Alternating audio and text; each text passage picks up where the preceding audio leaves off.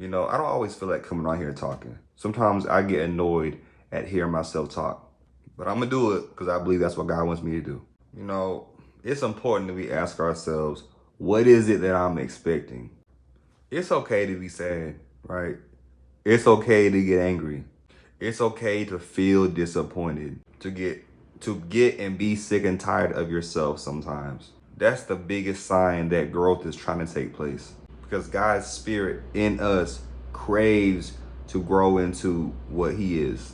You know, be afraid of not caring. Be afraid of being okay with just being numbing yourself and just living in a repetitively wicked and dysfunctional cycle of beliefs, right? Always angry, always a toxic, always going off on people, right? Always doubting, right? I learned a long time ago. I'll say a long time ago. It wasn't that long ago. I learned to never ever be afraid to fall. That sounds like heresy to a lot of people. But it's the fear of that's what empowers that. It's what allows you to fall. Because what you're afraid of has power over you. What you're afraid of reveals a lack of faith in certain areas, a lack of understanding, right? We're often afraid of the things that we don't understand.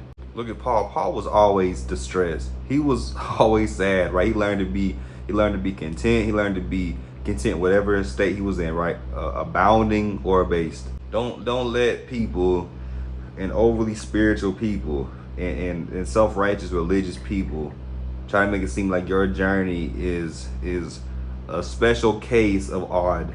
And I get it, there is strange fire. People operate in strange fire and false doctrine, and that comes from having your own agenda. You got to really humble yourself, right? And make sure you're not operating, you have no agenda but to glorify God and to be whatever he wants you to be, to love what he loves and to hate what he hates. If that's your agenda, right? And you know what I'm saying? If that's your only agenda, right? To do those things, right? Then your heart is pure. And it is in the process of being made pure. You know, you gotta watch out for people that are always trying to accuse people, like exposing ministries and all that stuff. I don't affiliate with that stuff no more. You're never gonna see me come on here and make an exposed video about anybody unless God tells me like clearly this is what you need to do. That God knows how to expose people on his own. In fact, the word says that. I just want to come on here and encourage somebody, right? Because uncertainty will get you. Uncertainty will have you thinking it's you. It's amazing in that, you know, God does the most in the places of uncertainty.